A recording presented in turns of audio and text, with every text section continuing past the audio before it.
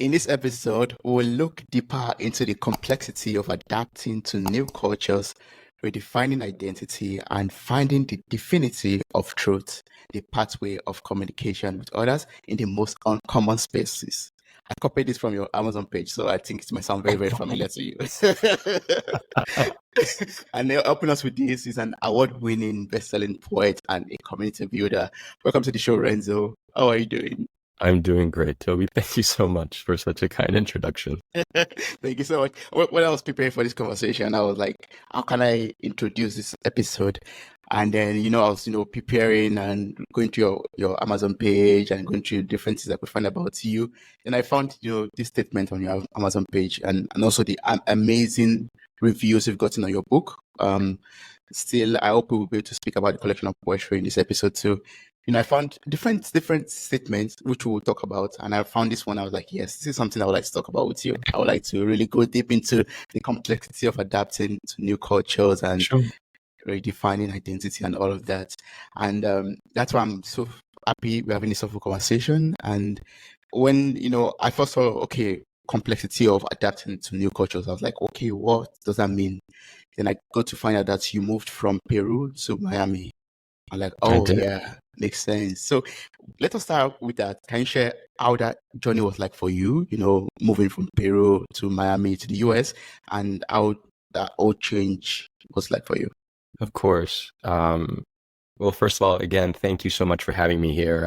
I've heard the podcast. Like I've told you before, I really value how you create space for people to share, and thank you for letting me share, right? Thank you. My family immigrated from Peru when I was about 5 years old. The reason for that is there's a terrorist organization in Peru called Shining Path, still around in remnants. And my mother was the secretary to the Minister of Health, and there was a union negotiation with members of Shining Path who were armed, and they had sequestered people there because they were armed, and they weren't letting go until they achieved whatever goals they had for the negotiation. And my mom, I guess, played on their misogyny and said, "Hey, do you guys want coffee?" And they're like, "Yeah, woman, go get coffee." Yeah. And she came back with the police. And they arrested the people who were armed. So they apparently marked my mom for death. Not apparently, they marked my mom for death. So one of our nannies was a terrorist. They found her before she did anything. One of the nurses, when my sister was born, was a terrorist. They found her also when my mom was giving birth to my sister before she did anything. And there was a third one that I can never remember. And my mom said, well, to hell with this. And we decided to move to the United States, where my godfather was already here. He ended up being like vice president of an import-export company in Miami. And he was kind enough to sponsor my student visa. So I was very lucky that I had a student visa like for the majority of my stay here until I was able to get my citizenship. But the process took we had political asylum, and we obtained political asylum like right before I graduated high school. So all of my scholarships that I had earned through high school were in jeopardy, because if you're not a citizen or you're not a resident, you don't have a status, you don't get to take those scholarships and move on towards that. And there was no way we could afford school. So that's how we got here, really. Wow. And I was like for you, I'm leaving everything behind in Peru. I mean, first of all, it's a very big change, or a very, difficult situation to be marked for death, basically, I would say. Having to overcome that, leaving everything behind in Peru and moving to Miami. How was that journey like for you? So it's interesting, right? Because I have the benefit of being a child at that time, and I have some distance, right? But it definitely informed my parents' worldview and the actions that they took. So, for example, my dad abandoned he was a major in the Army. He was a pilot, fighter pilot, helicopters. And he abandoned his military career to come here with us. And it got resolved years later, but for a long time, he was dishonorably discharged. When we moved here, the way that their lives were based on fear, right? Like fear was a very integral part. And while we were young enough to be separated from it, it informed the way that we were raised. It informed the way that we developed. So I'll give you an example. When we were in Peru, I guess we were upper middle class. or lower upper class. There was not much money in Peru. That's the reason that groups like Shining Path existed, the lack of distribution of wealth and other social problems that we can talk about. But when we got here, we went from having something to basically having very little to, I don't want to say nothing because my parents worked very hard to make sure it wasn't nothing, but it was very little. So I remember being like 7 years old and 7, 8 years old, old enough that I could understand, but not get the context of it. And my parents saying, go ahead and eat. We already ate, knowing that they were lying. For me and my sister, go have dinner when they didn't eat anything because there wasn't enough money for food for all of us. So it informed the way that I was raised. So if you asked little Renzo, what do you want to be? I want to have money, right? I want to have money because money means the lights don't get turned off. It means safety. But Toby, you know there's never enough safety. Yeah. So there'll never be enough money. So having that as a goal really skewed my perception of joy for a long time, right? So the way that it informed that, being marked for death, having to leave a country, maybe we wouldn't have left if that wasn't the case, or maybe we would have anyway because of the economic situation in South America. And my godfather was already here. I mean, it's hard to play those what ifs, but it definitely informed the way that we were raised. There was definitely some fear, definitely a lack, and definitely anxiety about safety. Yeah, I can imagine that. Yeah, I mean, I admire your strength to go through all that phase, and I mean, respect to your parents for really pulling through that difficult phase of their life. I can imagine. But for you, Renzo, I mean, having experienced that as a kid, and then being in, thrown, I won't say thrown, but being set into the system, into the US system, I think you have to adapt to new culture, new geography, and also gradually let go of that mindset of, oh, I want to make money so I could get security, so I could, have lights, or I could have enough to eat. How was that whole transition journey for you? Like, from being a young Renzo with that, I must get all of this done and put in place so I can have my life secured, to who you are today. Sure. So I actually went to UF, the University of Florida. I went there for aerospace engineering, and I stopped 6 credits short of graduating and switched to poetry, much to the delight of my immigrant parents, right? Like it was, how are you going to eat? What are you going to do? You were going to be an engineer, which is a solid career. Poetry is this, but I had never rebelled, and poetry was very important to me. We didn't have, like I said, much in terms of financial security growing up, so there wasn't a lot of travel, a lot of that, but books were free, library was free.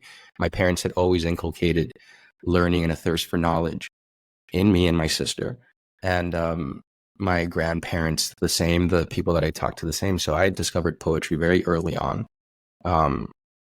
And my cousin, growing up, he passed away recently, but we were the same age, and he was one of my best friends. We were in high school together, and he was in a rap group, and he was saying, like, why don't you do poetry? And I'm like, no, I can't write poetry. What is poetry? I love reading it. He's like, dude, you can write, try it. It's in the attempt. So I started, and then as an engineer, as somebody who was going for an engineering degree, I was always fascinated by how things work, taking them apart. But poetry helped me just appreciate that they worked at all, if that makes sense, right? And if you think about it historically, our diplomats, our ambassadors, our thought leaders were all artists. They were poets. And you think of, even when a fascist regime comes and takes over a country, the first people that they eliminate are the artists, the poets, the thinkers, right? And so I did that, but I'm 40 years old. So there was a summer program in Cambridge for grad school in the UK, and I applied and I got in with a portfolio of poems. I was super excited. I wanted to be like this long-haired hippie poet in Cambridge, right? It's just like writing poetry and all of that stuff. But it was after September 11th. It was 2006. And for anybody who's been in the United States around that time, they'll remember that it was a heightened situation. It was up to the discretion of the immigration official at the gate at the time if they let you back in. I knew two people who were deported. They weren't terrorists. So my parents had a conversation with me, and I didn't fight it. I didn't. It made sense. They were like, how about you just finish here, finish studying here. So I took a year to think about what I was going to do because it was a gut punch, right? I thought this is what I'm going to do with my life, and then I'm not. And I ended up doing mass communications because it had the foundational logic of engineering with the communication aspects of poetry, which is what I truly enjoy, because I think if there's any divinity in this world, it's between you and I communicating right now in the space between. That's where God or the universe exists, at least for me, right?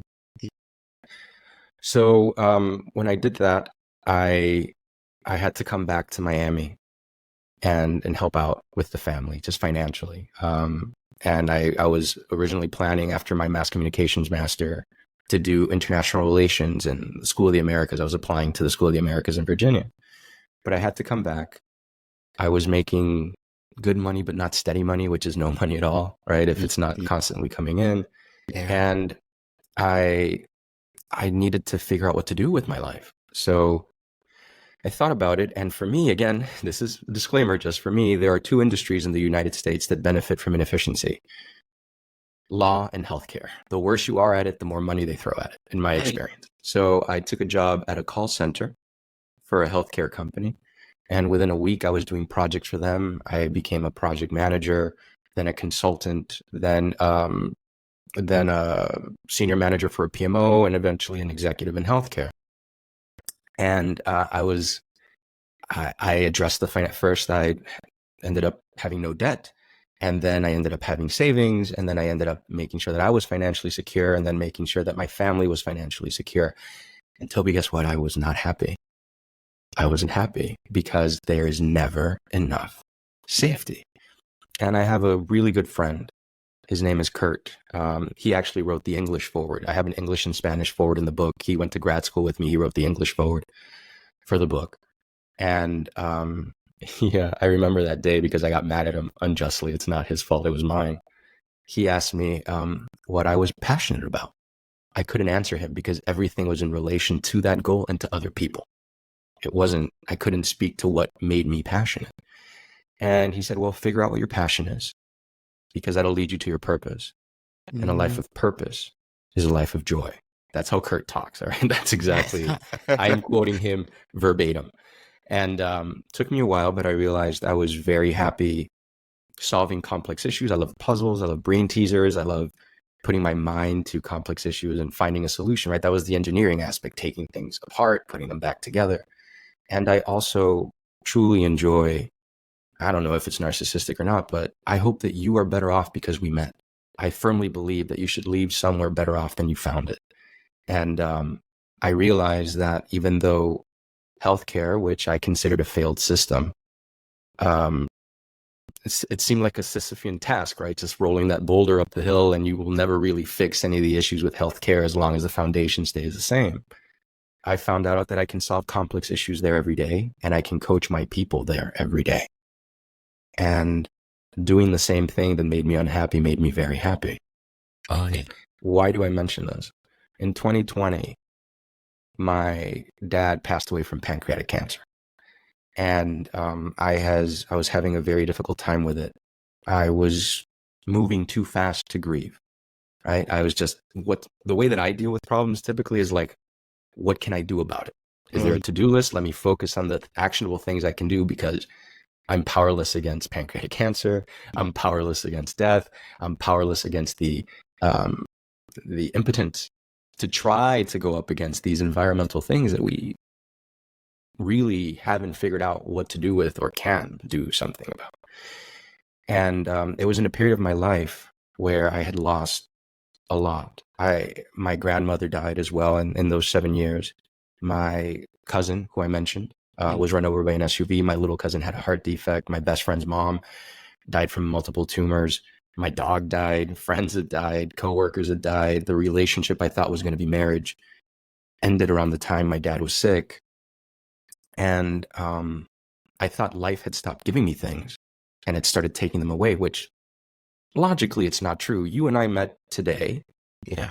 We had maybe emailed back and forth, but maybe after today, you and I become lifelong friends. That's a gift, right? Maybe. So logically, it's not true, but emotionally, that's where I was until I realized that I am made up of all the little pieces of everybody I ever loved. The way I comb my hair, my half smile, sushi, right? Like, did you try sushi the first time because you're like, hey, I want to eat this? Or did somebody you admire or love or care about say, hey, this is tasty, why don't you try it? Hey. Just as an example, right? Your favorite movie, your favorite book, your favorite piece of music. And if that's true, then they're still with me. And I needed to stand still, stop running, and allow myself to feel all that. And that's why I wrote the book. And that's why I got back into poetry, because poetry is a tool for me that I admire to express these feelings, these sentiments, to try to connect, to make sure that, you know, it's not literally all about them. Thematically, it is, right? It's not fully autobiographical, but if you read the book and like it, maybe you'll love the people I love a little bit. Maybe you'll realize that there's something you want to say. Maybe you want to create something in a world where we tear things down, and it's better to create. So that was a very long-winded answer to your question, but I wanted to give you the journey of how I went from that to the book, to poetry, back to how I found my way back to poetry. Yeah, that was so beautiful. Thank you so much for that answer. I really appreciate it. And I would like to say, I'm so sorry for the loss of your father. And I believe you're still processing the grief in the most healthy way. I hope and I believe.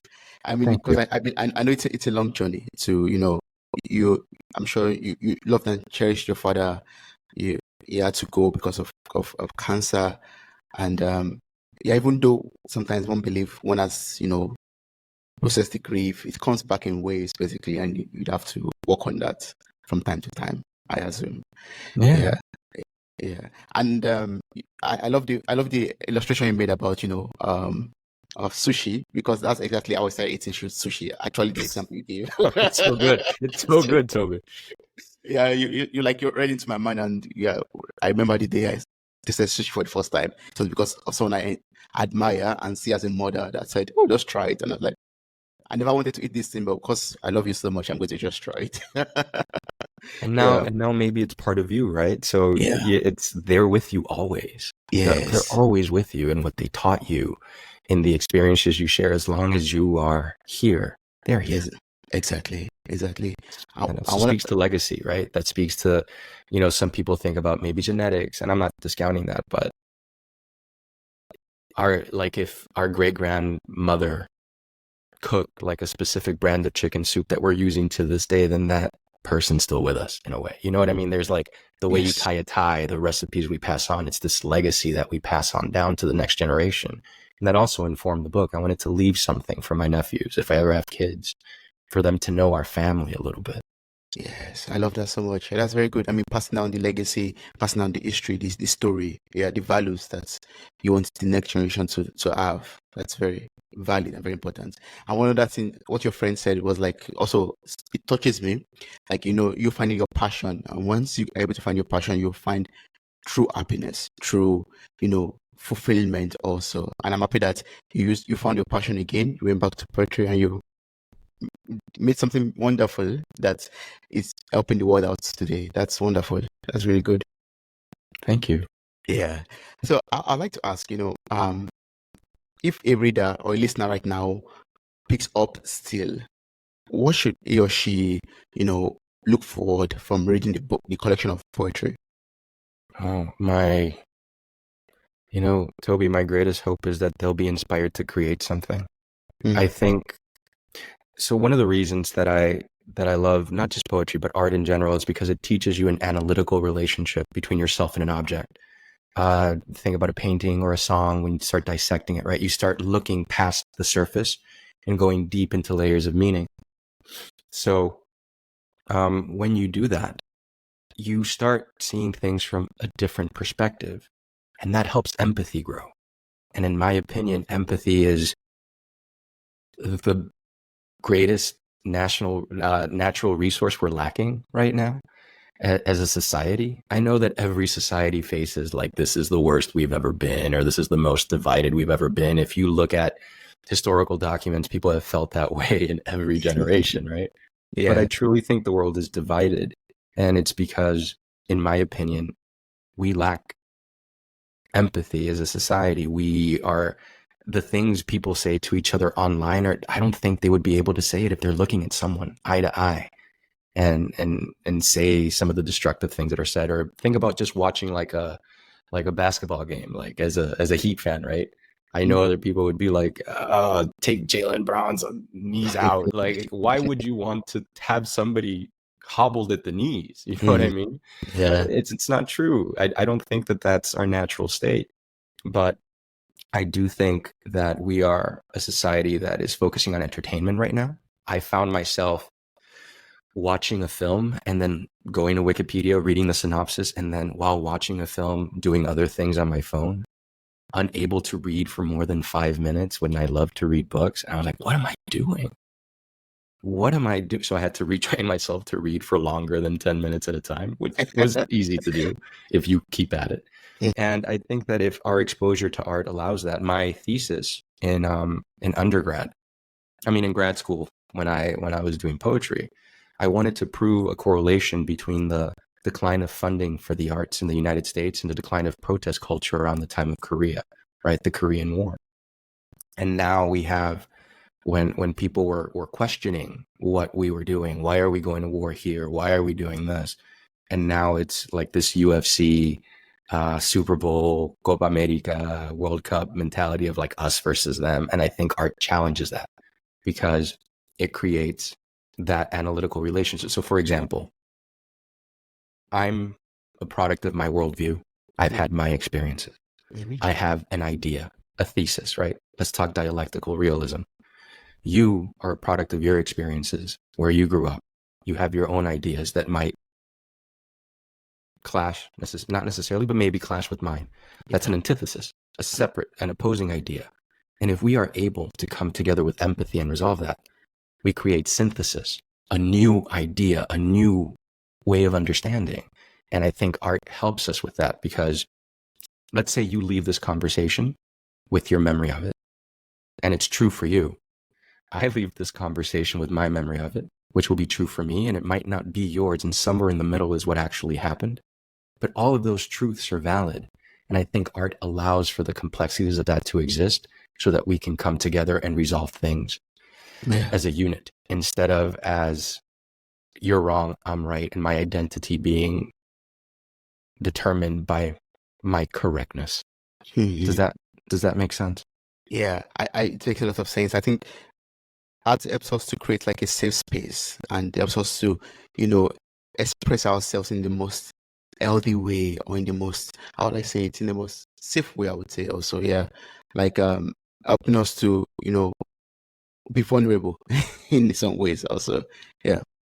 Yeah, and that's why travel is so important. And look, I know that as somebody who's been on both sides of that coin, I know that I'm very lucky and very privileged to be able to travel now, and travel is a very big part of my life. But before, as I said, I could travel to the library and pick up books, right? But I think it's important to go to a different neighborhood. Like if you live in Miami where I live and you've never been to Little River, you've never been to Little Haiti, you've never been to Little Havana, go eat at a restaurant there, go talk to locals, go learn about the neighborhood, go see the different types of architecture, like just learn a little bit more about different places because that'll expand your imagination. I have no basis for this. This is my belief, but I think it's very difficult to imagine things you have no basis for. So would you imagine being able to fly if you had never seen a bird?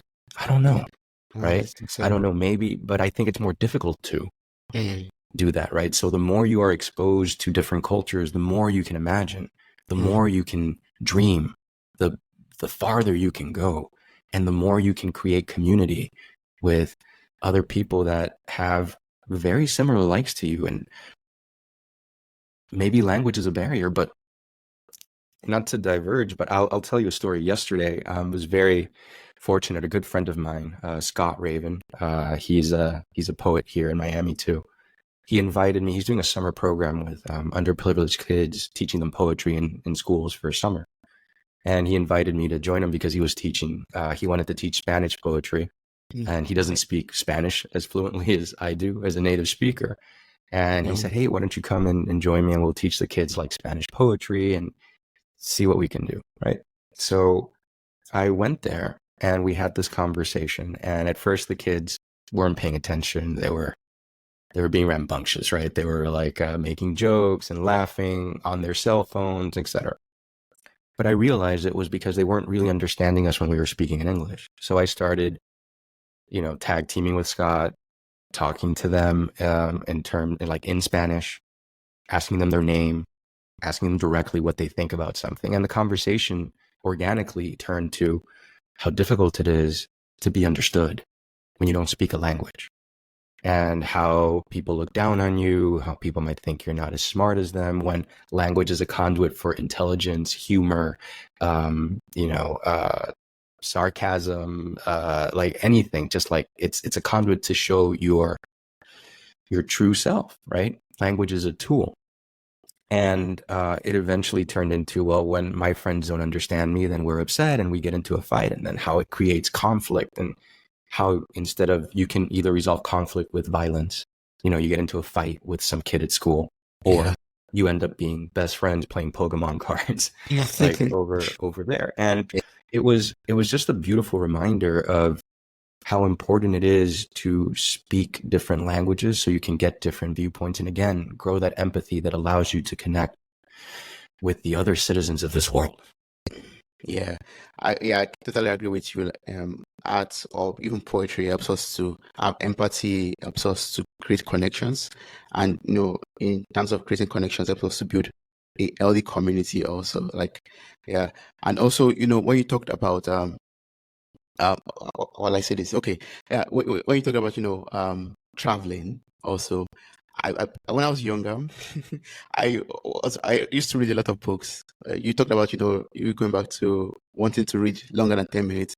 I'm also in the same shoes basically, because when I was younger I used to enjoy reading a lot, like a lot of novels, and I used to assume back then, because I come from Nigeria.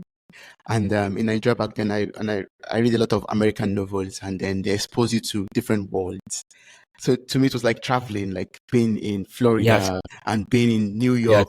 And some writers are so detailed with their writings. They describe everything, and you have the picture in your head. I feel like I've traveled already, left my hometown, and I'm already in New York on the streets, seeing the lady with a red dress, walking around the street crowded with thousands of people, and all the buildings. I feel the screens showing different. I could have that picture in my head basically. I'm like, oh, I'm in New York right now. But that's your imagination, right? But you had the book that allowed you to have, like, what would you have dreamed about if it wasn't for those books? Exactly, nothing. Yeah. But it took you somewhere else, in this desire, I think, to look what you do now. You create spaces for people to communicate and dialogue, and with you and with your audience, and allowing a platform to give maybe others who wouldn't have that platform a voice to go out and show. Exactly. That is a beautiful thing, brother, right? Like, so, and I think, let me take the liberty, in part from what you're telling me, this is a product of that type of upbringing, of that, of learning different things, reading different authors, a desire to connect, which was different from the culture that you were born into. Does that make sense? It makes a lot of sense. I mean, that exposure helped me also to, want to study abroad, move abroad, and also helped me to want to, have conversation with people, and even brought out that passion to want to have soulful conversations with people too. So that's why I totally agree with traveling. It exposes you to different things, expands your horizon, and art can help you travel a lot, and physically traveling too is very, very important and helps a lot. Man, and like the food that you taste, and like the experiences that you see, and and the people that you meet, and like so Madrid, right? I love Madrid. I have a lot of good friends there, and one of the things that they have is El Paseo, the little trip. At the end of the day, people just go bar hopping at the end of the night, and they just walk around and doing that, because I think, at least in Europe compared to the United States, they have a different concept of leisure than we have here. So for example, I would be, well, I'm having an operation, but you can leave me a message if there's an issue with this project. And when I wake up from anesthesia at about 7:15, I'll look at my email and blah, blah, blah. Over there, they're like, yeah, I'm going to go read a book in the park because I want to feel the air on my face. It's a very different way of being. So I've done this paseo, and by the time I have at least 7 or 8 friends that would die for me and I for them after just traveling, like just going bar to bar and just talking and conversing and doing all of these things, right? But Yeah.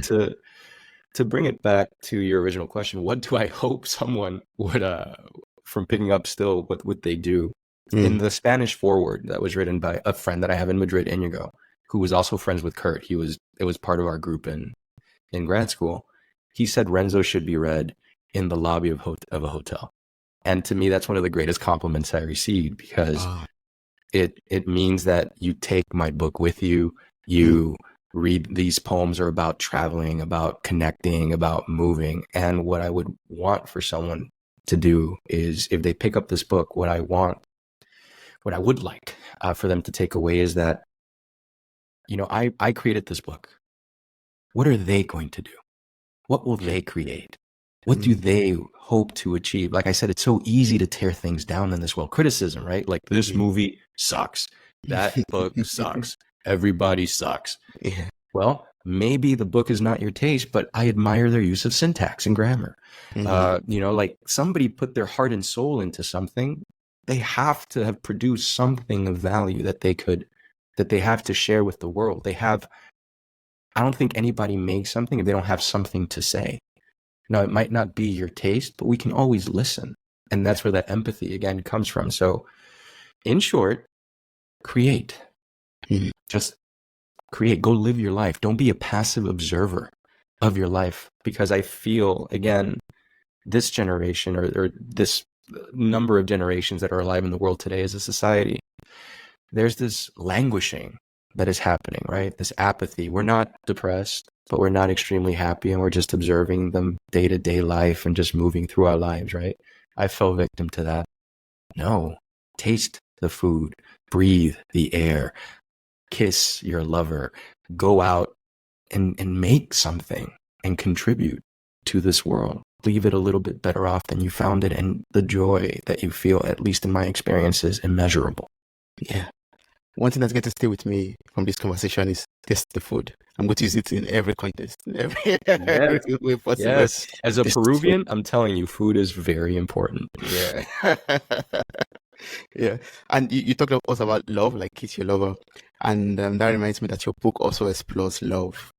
And one thing I would just like to know is, like, do you believe in love at first sight? And how's your experience with love as documented in the book? If that's okay.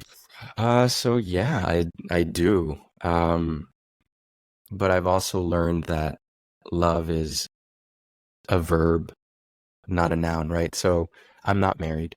I'm in a happy relationship right now. I'm not married. But I think when you commit to someone, it's a daily thing. You choose, like, you don't choose who you're attracted to, but you choose every day, like, this is my person, right? Like, this is what I'm going to do. And the act of, again, creation, you create love with the actions that you perform, the kindnesses that you have, the person that you open the door for, or the person that you let pass you in traffic. All those little things are acts of kindness and acts of love. So with regards to the book, when I was 33, Yeah. and in the book I have poems in Spanish, I have poems in French, I have poems in English, some with words in Portuguese, and just like the different languages that I've learned and speak and whatever. So when I was 33, I went to Paris for my birthday, right?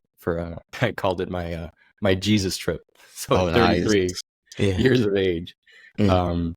Jesus lived a full life according to the Bible at 33. I'm like, what did I do? Let me go see Paris, because I've always loved Paris. I read The Count of Monte Cristo very young, and I was obsessed. I became a Francophile with that, right? Like, just the culture and this culture of, like, everything is wonderful, everything passion, right? Like, super passionate. And I met a girl, and I fell in love straight up. Like, the movies, like the books, like the poems, like it was just like that. And we were together for about 2 years, 2.5 years. And that was the relationship that fizzled out when my dad was sick, because of work and where I was able to be in France maybe around 4 to 6 months out of those 2 years, because I was able to work and take vacation and work from there. And one of the things that happened was English is my second language, but I'm fluent, like native fluent. and Spanish is my first. Her first language was French, and her second language was English, and she was great at it. But I wanted to, when I was first there and I started spending time there, I was the dumb boyfriend who was like, oui, ouais, je m'appelle Renzo, right? Like it was, trop Yeah. cool, right? Like it was just like these platitudes that I was saying. And after some time, I at least had maybe like an elementary school level ability to speak French, right? But it was very important for me at that time to understand her and speak to her in her native language to truly try to connect and understand. And, when my dad was sick, I stopped going there. We just grew apart. I needed my person with me. She needed her person over there. It just didn't work out. But I wrote a poem called To-Do List in French first, and then in English, translated it. And the reason I did that, number one, a to-do list is so easy grammatically to do. So I didn't have to worry about the verb tenses and all that because it's just a to-do list. So it made it easy for me to try to attempt a poem in French. Yeah. But it was like a message in a bottle. I don't speak to her. No ill will. We just don't. And, I wanted to keep the promise that I made to her, even though I never told her, right? It's just in my head that I wanted to document our relationship and just thank her for the time, that I hold no ill will, and that all those experiences made me who I am today, which I hope is a better partner to the women that came after and the one who I have now. And hopefully the one I end up with, just a better partner. So love, I've experienced love at first sight. I've experienced love at 17th sight. I've experienced, heartbreak, connection. Long distance can be very difficult. All the respect to people who can do that. It was very difficult for me. But yeah, I think that, again, the way that it's documented in my book, love is essential. It's a part of any relationship that you have with yourself, with others, with a place. There's love to it because there's admiration, there's respect, there's an attraction, So hopefully that answers your question. Yeah, it does. I mean, love is essential. That's why I asked you actually, because I also believe love is very, very important. I mean, first and foremost, the love that we have towards ourselves. I think every morning when you wake up and you see yourself in the mirror for the first time, you should fall in love with yourself. So, so it's like love at first sight every morning, every day, every. That's great advice, actually. I mean, it's very hard to truly love other people if you're not kind to yourself. True. If you don't love yourself, right? And it's hard to fully love you. We all have trauma. We all have baggage. But it's a great place to start. I do admire you saying that, Toby. Yeah. I mean, yeah, it's very difficult, like you said, but I think once we're able to love ourselves fully for who we are, we'll be able to accept love into our life and love other people also. Yeah. So, I mean, there are some listeners out there who would also like to get into the journey or the world of creativity, like writing books or writing poetry or some writing stories also. What would be your advice to them? Okay. Well, first of all, do it. But my advice is go live, right? Because you need to have something to say. If you feel like you don't, a lot of the people that I've talked to who've come up with this question, I go to a lot of open mics and a lot of performances. I host a lot of book launches here. I'm very privileged to do that. And I get people coming up to me and saying like, oh, I like poetry and I want to write a book, but it's intimidating. It's not for me. I'm like, art is inclusive. I don't know where this rejection of intellectualism or being or learnedness, being learned, being educated has come from. I know don't get me started on the higher education system as a business here in the United States, and some of the issues that it has, but knowledge is something that can't be taken from you, right? That's something that you can acquire, that you can pass on, that cannot be taken from you. Except maybe, I don't know, dementia, Alzheimer's, something like that, right? But it's yours. And if you go out and live and experience and do the things that we talked about, go out, go to different neighborhoods if you don't have the money to travel. Take a train to like if I'm in Miami, go to Jacksonville, go to Tampa, or just go to the next neighborhood. Go play sports, go join local clubs, go clean up a beach, like go do something with others that you're passionate about. You will have something to say.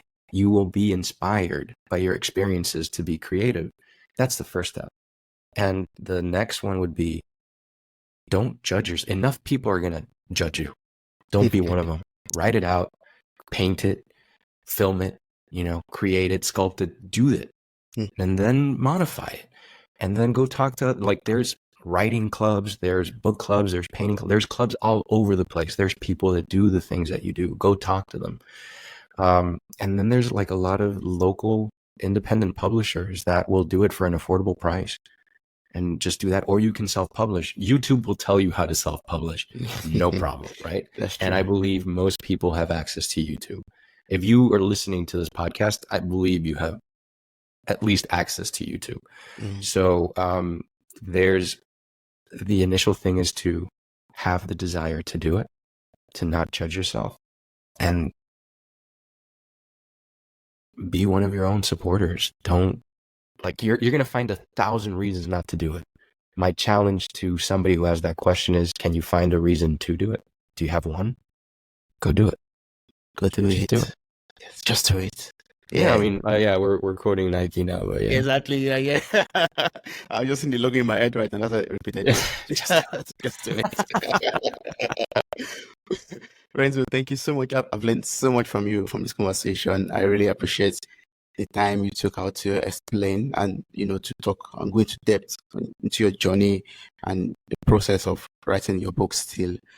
But for people who are out there who still want to maybe ask you more questions, maybe get to know you better, also get the book also, what's the best way to connect and work with you?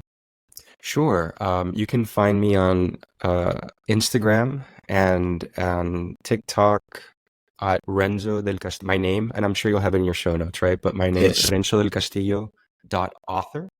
You can find me on LinkedIn, so you can see what I do at my day job as a healthcare exec on LinkedIn under Renzo Del Castillo. I'm on Renzo Del Castillo on Facebook. Also, www.renzodelcastillo.com is my website.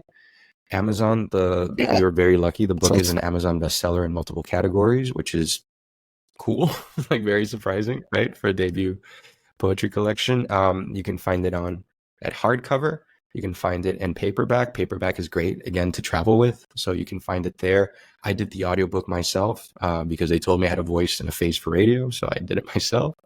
And I also have a Kindle. And then this is very important. The Kindle is 99 cents because I couldn't make it free. I think that art should be inclusive. I think art should be accessible. And, I know not a lot of people have all the funds in the world, but if they have 99 cents, they can pick up my book. And that's not a special, that's not a sale, that's always TV. So thank you so much. I'm going to place a link to your website in the show notes of this episode. I encourage everyone out there to click on the link, copy the link, get across to you on the platform that is suitable for each and everyone. But most importantly, also get the book on Amazon.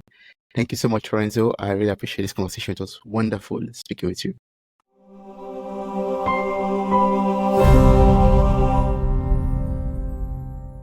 Hey there, podcast enthusiasts. Are you ready to add a little sparkle to your day?